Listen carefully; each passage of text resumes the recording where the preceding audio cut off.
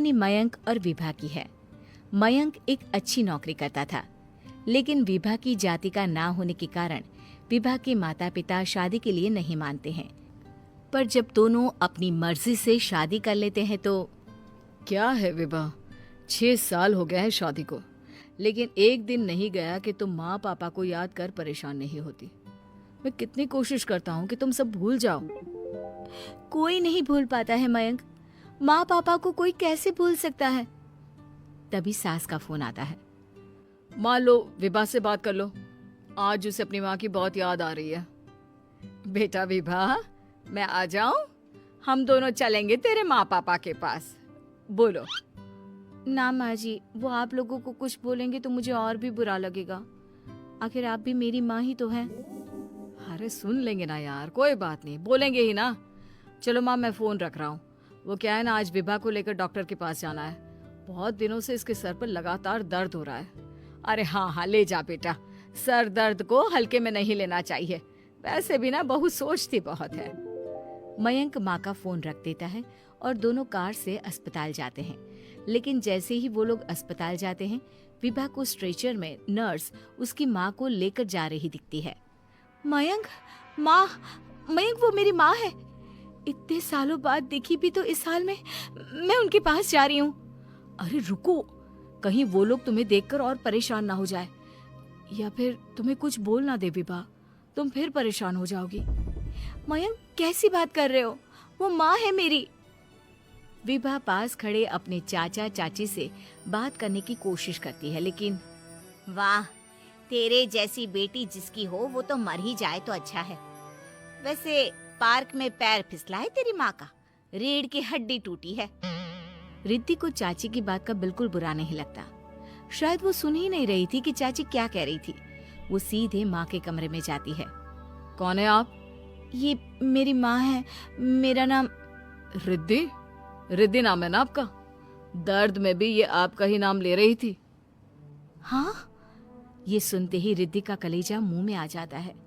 ये वही माँ है जिसने कड़े शब्दों में ये कह दिया था कि अब तेरा मेरा रिश्ता खत्म। फिर रिद्धि का पति मयंक भी वहां आ जाता है।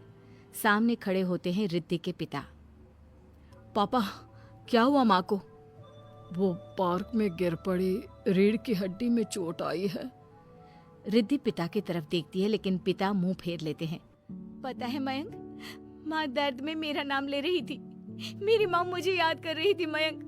मैं माँ को कुछ नहीं होने दूंगी, देख लेना। हाँ रिद्धि, हम मिलकर माँ का ख्याल रखेंगे, उन्हें फिर से खड़ा कर देंगे। लेकिन भैया कहाँ है? रिद्धि पिता के सामने जाकर खड़ी हो जाती है। पापा, भैया कहाँ है? वो अमेरिका में है, वो नहीं आ पाएगा। रिद्धि फिर माँ की ओर ध्यान कर लेती है। उस पूरी रात रिद्धि माँ को देखती खड़ी रहती है। पिता मन ही मन सोचते हैं, जब इतना ही प्यार था तो क्यों चली गई किसी एक अजनबी के लिए हम सभी को छोड़कर। तभी डॉक्टर बाहर आते हैं। आपकी वाइफ को होश आ गया है, क्या मैं उनसे मिल सकता हूँ? जी नहीं, वो बार बार अपनी बेटी का नाम ले रही है। रिद्धि बेटा, तुम अंदर चली जाओ। माँ रिद्धि को देखकर रोने लगती है। बेटा, माँ के गले लग जा। मैंने तो सोचा था तेरा चेहरा देखे बिना ही मर जाऊंगी। ऐसे कैसे? भला मैं अपनी माँ को कुछ कैसे होने दे सकती हूँ? माँ उठने की कोशिश करती है, लेकिन वो उठ नहीं पाती। देखिए, आपकी रीढ़ की हड्डी में फ्रैक्चर है। मुझे प्यास लगी है, पानी पीना है। रुको माँ, मैं हूं ना, मैं पिलाती हूँ पानी अपनी माँ को। कोई और नहीं आया? तेरे चाची चाचा आए थे माँ, पर शायद मुझे देखकर चले गए। जाने दे, इस वक्त भी पुरानी रंजिश देख रहे हैं। और रंजिश भी कैसी? माँ अपनी बेटी से नाराज ही तो थी। रिद्धि अब पूरे समय माँ के साथ रहती है। उनके हर काम को करने में उनका सहारा बनती है।